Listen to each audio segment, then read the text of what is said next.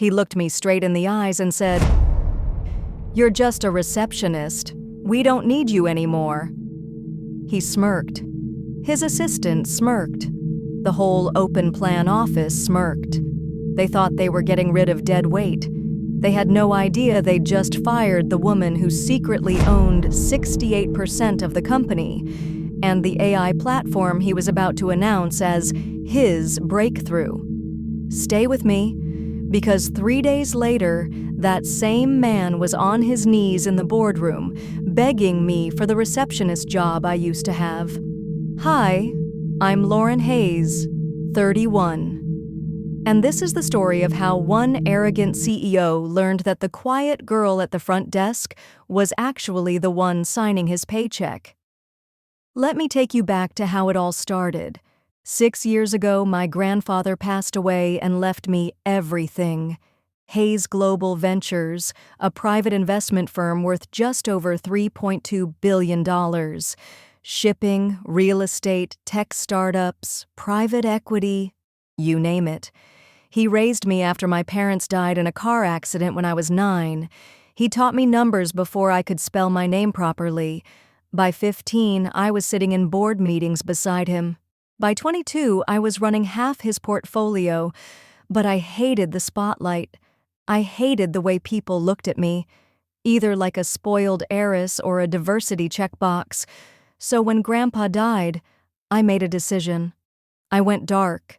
I moved to a quiet city 3 states away, changed my last name legally to my mother's maiden name, Carter, took an entry-level receptionist job at Nexus Technologies, a mid-sized AI company my firm had quietly invested in years earlier. I wanted to see how a company really worked from the ground up. I wanted to understand the people who made it run. And honestly, I wanted to be invisible for a while. I was good at my job. Great, actually. I knew every employee's name, their kids' birthdays, who liked oat milk and who was allergic to peanuts. I fixed the printer when it jammed, ordered lunch when people forgot, and listened when someone needed to vent. Most importantly, I watched. I watched the previous CEO, Mr. Lang, grow the company from 40 employees to 400. I watched him take it public. I watched him retire a very rich man, because 68% of the shares were quietly held by a trust in my name. I never told a soul, not even Daniel, the IT guy who asked me out twice a week, not even Sarah from accounting who became my best friend. I liked being Lauren Carter, the receptionist who always had a smile and a spare phone charger. Then came Victor Reed, 35, Harvard MBA, perfect hair, perfect teeth, perfect ego. The board hired him 6 months ago to take Nexus to the next level. Translation, make the stock price go up fast so they could cash out. Victor's first week, he walked past my desk without a word.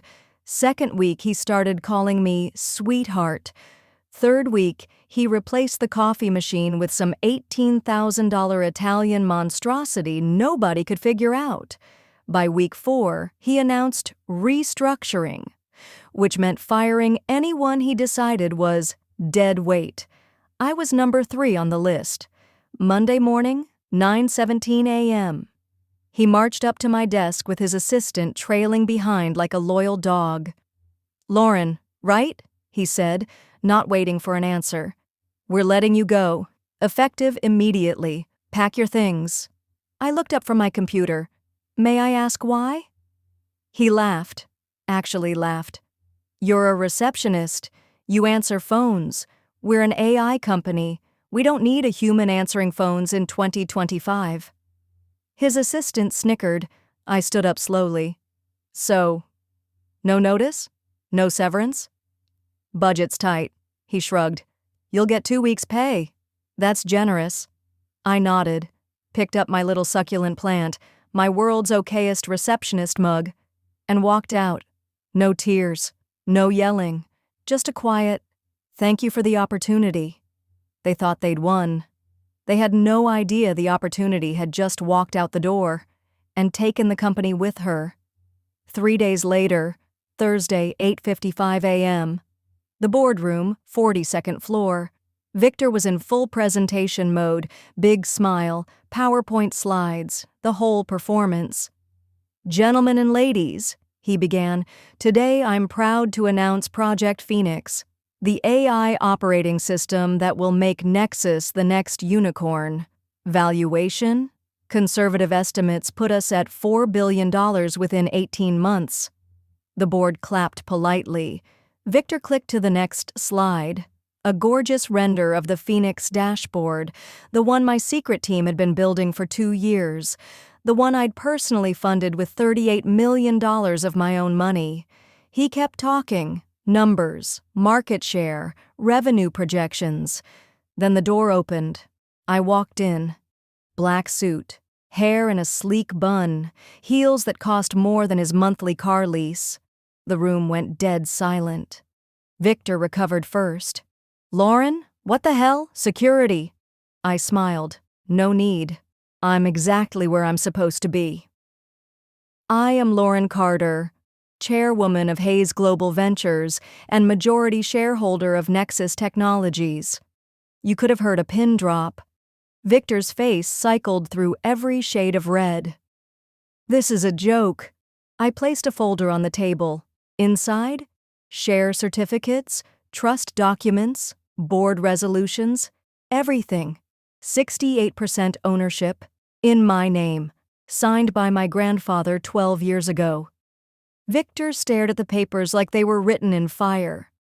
You're the silent partner?" "Silent investor," I corrected.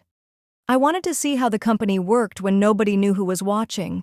Turns out, not very well. I turned to the board. "You hired Mr. Reed to increase shareholder value. In 6 months, he has increased employee turnover by 42%, delayed Project Phoenix by 9 months, and spent $2.8 million on personal expenses labeled as client entertainment." Victor opened his mouth, closed it. I continued. "Effective immediately, Victor Reed is terminated for cause. Security will escort him out."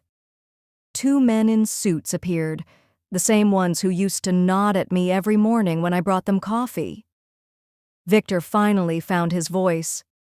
"You can't do this. I have a contract." "You had a contract," I said.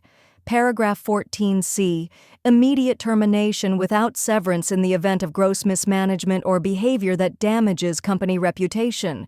You fired the majority shareholder on your 4th week. I'd call that gross mismanagement. His assistant tried to slip out the door. I raised an eyebrow. "Ms. Chen, you're fired too, for helping him expense his Tinder dates." The boardroom was a graveyard. I took the seat at the head of the table, the one with my name already engraved on the plaque. It had been covered with a sticky note that read, CEO. I peeled it off. "Now," I said, smiling for the first time, "let's talk about the future of my company." Victor was still standing there shaking. I looked at him. "Oh, and Victor? HR called. They have an opening at reception. $45,000 a year. I told them you'd be perfect for it. You said yourself, it's not a real job. Should be easy for a genius like you." He didn't wait for his answer. Just pressed the intercom. "Security, Mr. Reed is ready to be escorted to his new desk." They say revenge is a dish best served cold. Mine was served at exactly 9:17 a.m. The same time he fired me, with the same words he used on me. As they walked him out, past the desk he'd mocked, past the coffee machine he'd replaced, I heard him whisper, "Please, Lauren, I'm sorry." I didn't look up from my laptop. I was already planning the future of the company I'd loved enough to hide for, the company I was finally ready to lead, as myself. If you've ever been judged for your job title, your clothes, or how quietly you work, this story is for you. Because sometimes the person you overlook is the one holding all the cards. If this story hit you hard, do 3 quick things. 1. Smash that like button too, drop a heart below 3, subscribe plus hit the bell for daily revenge stories. We're pushing for 10,000 subs. Let's do this together. See you tomorrow.